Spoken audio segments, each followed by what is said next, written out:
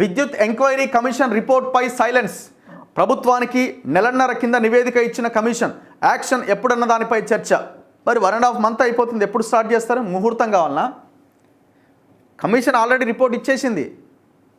ఏది? విద్యుత్ కుంభకోణాలకు సంబంధించి యాదాద్రి, భద్రాద్రి 2 పవర్ ప్లాంట్లు అండ్ ఛత్తీస్గఢ్ నుంచి మనం పవర్ కొన్నదానికి సంబంధించిన కొనుగోలు ఒప్పందాలు, ఈ 3 మీద విచారణ కమిషన్ ఎంక్వైరీ చేసింది. నరసింహారావు గారిని అప్పుడు వేస్తే అది పెద్ద దుమారం అయింది. కేసీఆర్కి ఆయన నోటీస్ పంపిండు, ఆయన రిప్లై ఇవ్వలేదు. ఆయన సుప్రీంకోర్టుకి వెళ్ళిండు, కోర్టు ఆ కమిషన్ని మార్చింది, ఆయన్ని మార్చమన్నది, ప్రభుత్వం మార్చడానికి రెడీ అన్నది, ఇంకో చైర్మన్ని నియమించారు, ఆయన కూడా రిపోర్ట్ ఇచ్చేసిండు. మరి ఎందుకు ఇంకా లేట్ అవుతుంది ఎంక్వైరీ?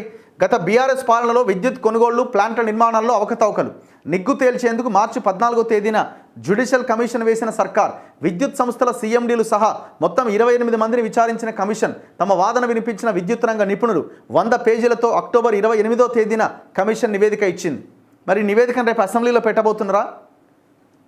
గత బీఆర్ఎస్ సర్కార్ హయాంలో జరిగిన విద్యుత్ కొనుగోళ్లపై జ్యుడిషియల్ కమిషన్ రిపోర్ట్ ఇచ్చి నెలన్నర అవుతున్న రాష్ట్ర ప్రభుత్వం సైలెంట్గా ఉండడంపై చర్చ జరుగుతున్నది. వచ్చే అసెంబ్లీ సమావేశాల్లో నివేదికపైన చర్చించి నిర్ణయం తీసుకుంటారని ప్రభుత్వ వర్గాలు చెబుతున్నా ఇప్పటి వరకు ఆ దిశగా ఎలాంటి ప్రయత్నం జరగడం లేదన్న విమర్శలు వినిపిస్తున్నాయి. మరి ఏంది ఇది కథ? గత సర్కార్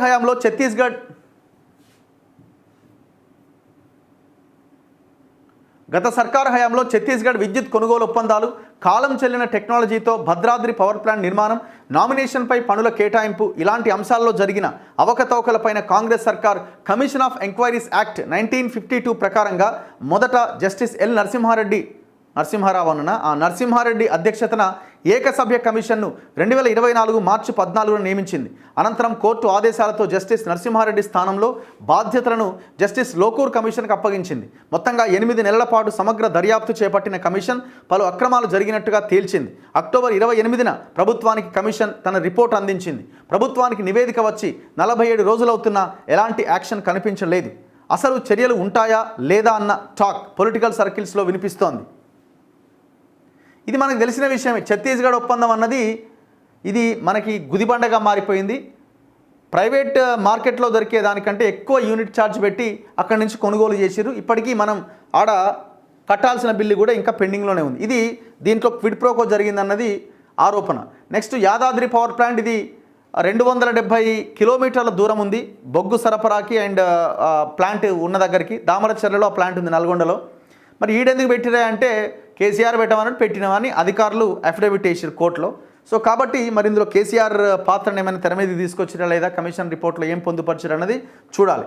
సో యాదాద్రి పవర్ ప్లాంట్ కూడా ఒక వైట్ ఎలిఫెంట్ లాగా మనకు మారబోతున్నది. రాబోయే 20 నుంచి 40 సంవత్సరాల్లో ఈ కాలం చెల్లిన ఈ సబ్ క్రిటికల్ టెక్నాలజీ ద్వారా నిర్మించిన ఈ ప్లాంట్ వల్ల మనకి చాలా ఇబ్బందులే ఉన్నాయి. దాదాపు దీనికి 35,000 కోట్లు ఖర్చు పెట్టారు. అండ్ దాంతోపాటు భద్రాద్రి ఇది కూడా సబ్ క్రిటికల్ ప్లాంటే. ఇండియా బుల్స్ అనే కంపెనీ వాడు ఇది నాకు చేత కాదని ఆయన, దీన్ని ఖర్చు నాకు ఇబ్బంది అవుతుందన్నాడు, మూలకు పడేస్తే కేసీఆర్ వంతో మాట్లాడుకొని ఆ పనిముట్లన్నీ ఎత్తుకొచ్చి ఇక్కడ ప్లాంట్ పెట్టిండు. అది పోలవరం కడితే మునుగుతుందని ఆయన, కట్టొద్దాడా మనుగూరులో పెట్టొద్దు అని అంటే లేదు ఆన్నే పెట్టాలని పెట్టిండు. ఇప్పుడు ఆడ పోలవరం కంప్లీట్ అయితే అది మునిగిపోద్ది, అది ఉండదు. మరి దానికి 1000 కోట్లు పెట్టి ఏంది అంటే పైసలు.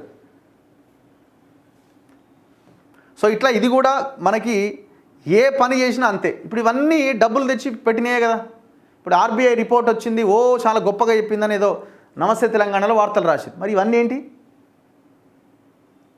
కేసీఆర్ చేసిన పనుల వల్ల జరిగిన వ్యవహారం ఏంటంటే అప్పటికప్పుడు జరిగిన నష్టం ఒక ఎత్తు అయితే ఆ నష్టాన్ని రాబోయే 20-30 సంవత్సరాలుగా మనం భరించాల్సి ఉన్నది.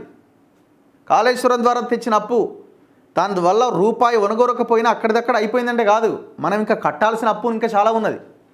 సేమ్ ఇవి కూడా అంతే. సో మరి ఈ రిపోర్ట్ మీద రేవంత్ రెడ్డి ఎందుకు సైలెంట్గా ఉన్నాడు? ఎప్పుడు మరి ఇది ఎందుకు మాట్లాడతలేరు?